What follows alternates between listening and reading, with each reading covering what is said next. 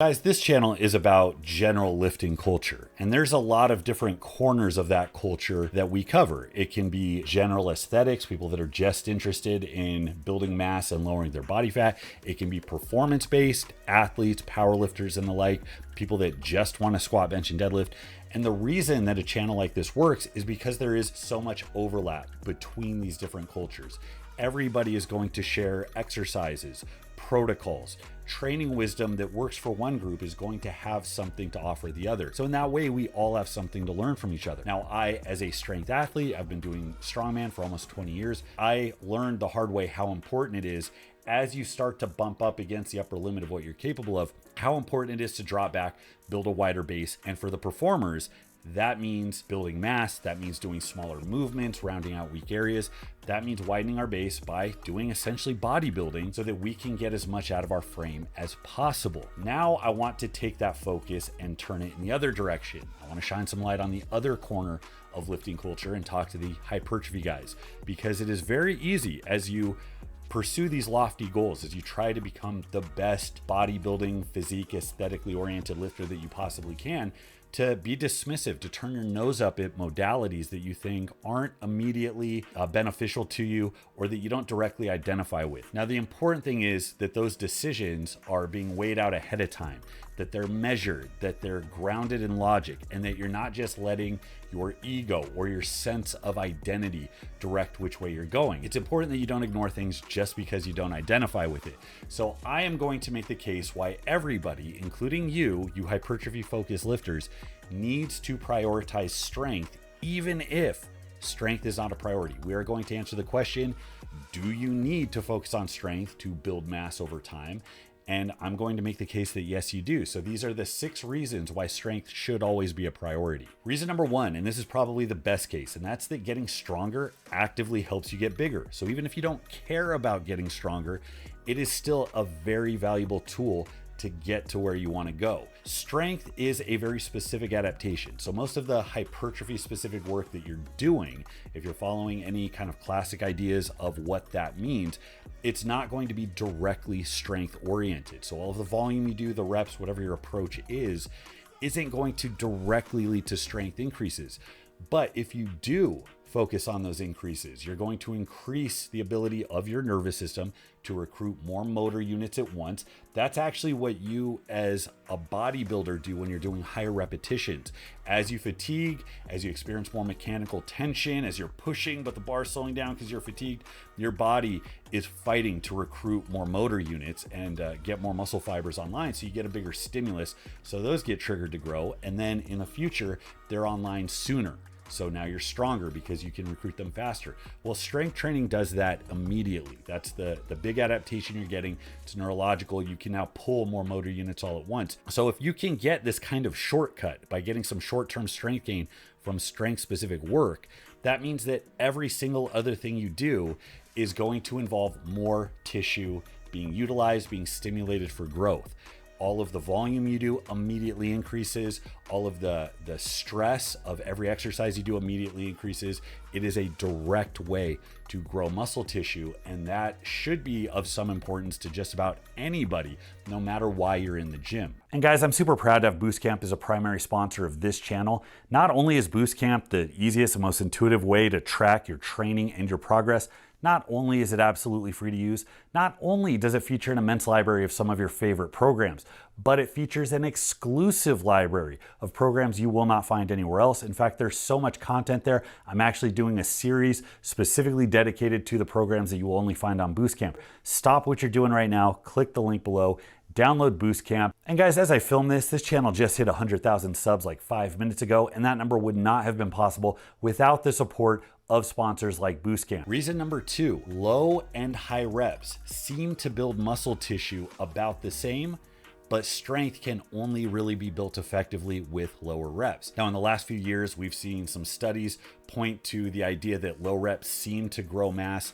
about as well as higher reps. That goes against the wisdom that's been around forever that 8, 10, 12 reps is kind of the optimal hypertrophy range, and you're going to lose hypertrophy if you get more into the lower rep range. It now seems that anything between 3 and 30 reps provides about the same amount of hypertrophic stimulus. Now, you got to take that with a grain of salt, because just like everything in exercise science, it didn't take into account absolutely everything that's important in training. You have to consider the people that were being trained, how advanced they were, how long they'd been doing the same thing for. It doesn't take into account the time spent doing that thing, because eventually you do get stagnant and some different mode of training has to be incorporated to keep you growing. But it does seem to turn on its head the idea that lower reps aren't good for hypertrophy. 3 to 30, that's a pretty big range. That means a lot of things work. It also kind of validates somewhat of an old school prescription that if you were a hard gainer or you were having trouble growing, that just getting as heavy as possible was a good way to work around that, because those two ideas seem to conflict, what hypertrophy specific ranges that everybody agreed upon were, and the fact that lifting heavy seemed to provide size to people that were struggling to grow. So now we know 3 to 30, that's a pretty wide range. Now, assuming all of those reps are somewhat comparable for growing mass, you're only going to get strength gains by getting lower.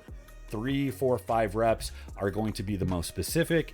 And even those that train 8, 10, 12 reps are still going to get a lot more strength than those who got their mass in the 25 to 30 rep range. So all things being equal, if all of those reps contribute to mass and one of them actually makes you stronger, which we established can help you grow mass in the future, it doesn't make sense to leave those low reps out of your training. Again, even if you're not specifically interested in strength, it is still a very important means to an end. Number 3, strength is easier to track and it's more immediately rewarding. If you do kind of eliminate all of the strength focused variables in your training because you're just focused on staying in the optimal range, doing a lot of higher rep, what you would consider hypertrophy work, and just getting after it day in, day out, going harder than last time, eventually there's going to be a point where you have difficulty gauging your progress. If you switch your training up a lot or it's very instinctive, you're not going to be able to chart those very even increases in progression. And if you just get in the habit of looking at yourself in the mirror to gauge progress, you're going to get what a lot of bodybuilder and physique guys have, which is a little bit of body dysmorphia. Anybody who's been focused on weight loss or improving their physique knows what it's like to look in the mirror and see either gross amounts of change where there is none, or see no change where there's been actually huge amounts of change. I experience this every time I go through a cutting phase and I lose weight and I feel like I look exactly the same, even though everybody's commenting on how small my waist is and how thin my face is. Similarly, you could have potentially gotten huge. You could have gained a bunch of mass. It's just very hard to gauge. It's very hard because it's such a subjective thing, your appearance. So it's nice to have things in the gym that you can actually measure bit by bit. You can sink your teeth into. You can see, oh, I've increased my ability to do reps on this one lift by 20%, or oh, my average weight has gone up this amount. Now, all physique guys have to worry about progressive overload, but many don't have actual progressions that they stick to that make it easy to track that growth. And when you are concerning yourself with consistent progressive overload, I hate to break it to you, that is a component of strength training. That is a strength specific trait because you're focused on either handling more weight or you're focused on handling more reps at the same weight. So everybody should be focused on some type of double progression.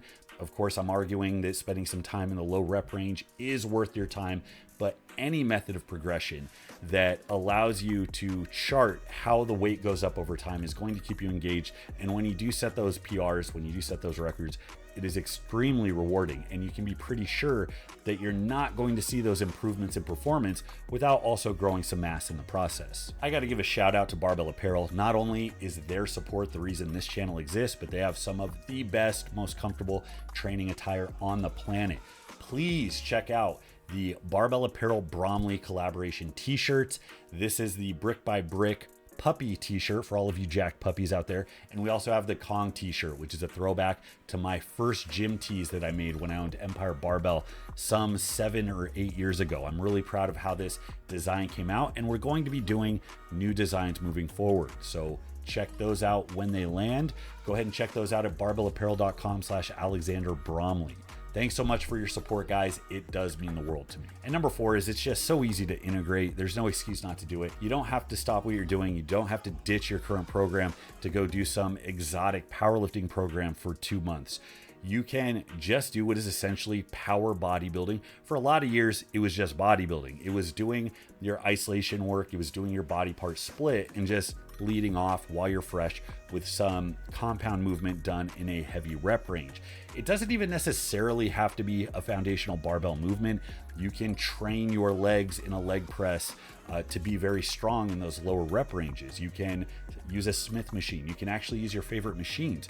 Doesn't necessarily have to be a barbell, although I am partial to that. Anybody who does a sufficient amount of work to spark growth can start their workout with a top set, 3 to 5 reps of some compound movement. You can then benefit from post-activation potentiation, which means when you drop the weight down, you actually do more reps than if you did it fresh without that top set coming before. And that's a sign that you're already getting your nervous system to wake up and recruit more motor units. So it's just such an effective way to get this stimulation that you might not be able to get so easily through the rest of your training methodologies. So starting out with a heavy set and then keeping track of that set workout to workout, and then dropping back and then just doing the rest of your workout as normal. If all you change is adding in that one top set, you're getting a lot of quality strength specific work. You'll be able to build off that for a long time. And it doesn't take but more than a minute, 2 minutes out of your workout to do that one particular set. And trust me when I say the rest of your workout is going to go off better for having done that set first. I mean, really, if you want to just dumb it down as much as possible, just take 5-3-1 and do that one top set. 85, 90, 95% over 3 weeks, and then reset. You're just hitting that top set for an AMRAP. Weight goes up steadily over time. You don't even have to think about it. You just put it on autopilot and go. And the rest of your workout, bodybuilding as usual. That is a fantastic way to gain strength and size.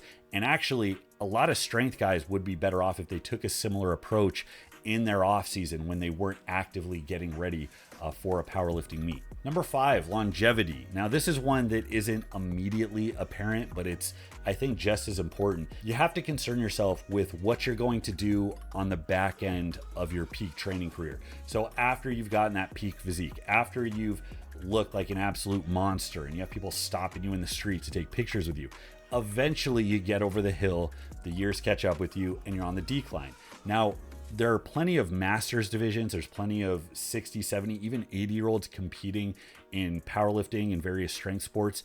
However, in bodybuilding, as you start to see your physique deteriorate, again, going back to the body dysmorphia that aesthetically driven lifters tend to deal with, it gets harder and harder to focus on workouts the exact same, knowing that your returns are going to be so different than they were when you were younger. It is extremely important to have some thread of physical activity, specifically strength training, present throughout the rest of your life.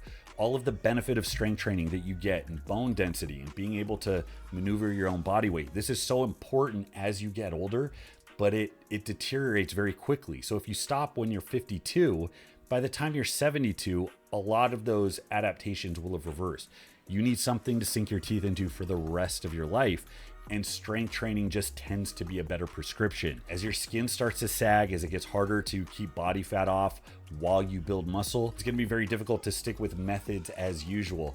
And strength training, strength specific work is just such a valuable way of adding years to your life. You can do it through your 50s, 60s, 70s. You can focus on performance metrics, and it's just so much more productive in those later years. Probably the last 3 decades of your life are going to be better suited with some strength lean. The bone density is going to prevent osteoporosis. It's going to reduce the odds that you're going to suffer a hip break or something equally devastating. The consistent focus on progressing strength is going to make sure that you maintain muscle mass and you maintain the ability to move yourself around. It's when people become bedridden, it's when they have a hard time getting up and getting around, that life takes a sharp turn. And while it's not really pleasant to think about, I think it is really important that people understand not only does their life last longer, but the quality is higher longer if they can maintain some type of strength training as a staple in their life for the rest of their years. Of course, you can get similar benefits from doing traditional bodybuilding work.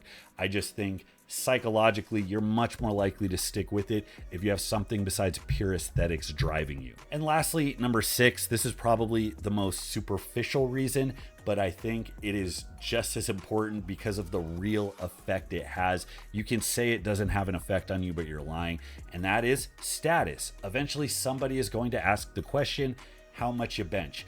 Now, remember at the beginning of this, I talked about the overlap of these different corners of strength training culture.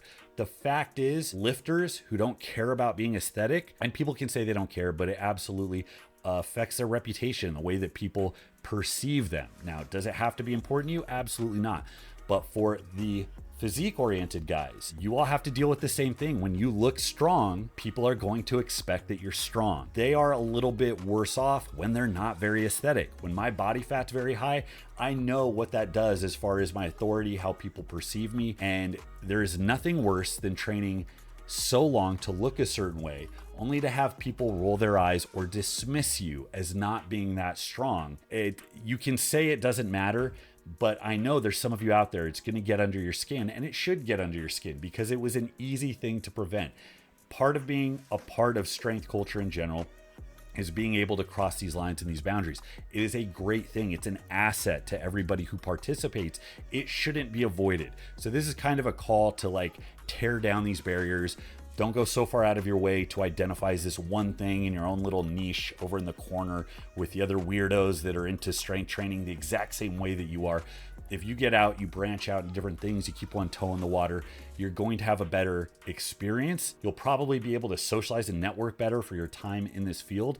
And that's all going to snowball into more longevity in the field and to reaching higher heights. I think that's a very real thing. And for as much as general lifting culture has to offer, if all you have to do is tweak your training just a little bit to do something that is just as valuable for growing muscle, but also has the benefit of making you stronger, potentially accelerating the muscle growth process, and it can keep you a little more engaged in these other arenas in lifting culture, if it can keep you like one short prep away from doing well in a powerlifting meet as you become more advanced, or if you can actually go into a strongman show and relate to what's going on because you broke outside of your bubble, that's all for the better, and that does more to solidify lifting culture as a whole. I think that's not just better for you as somebody trying to build a more aesthetic physique, but I absolutely think it's better for everybody involved. So those are my 6 reasons why strength should always be a priority. Let me know what you think. Did any of these speak to you?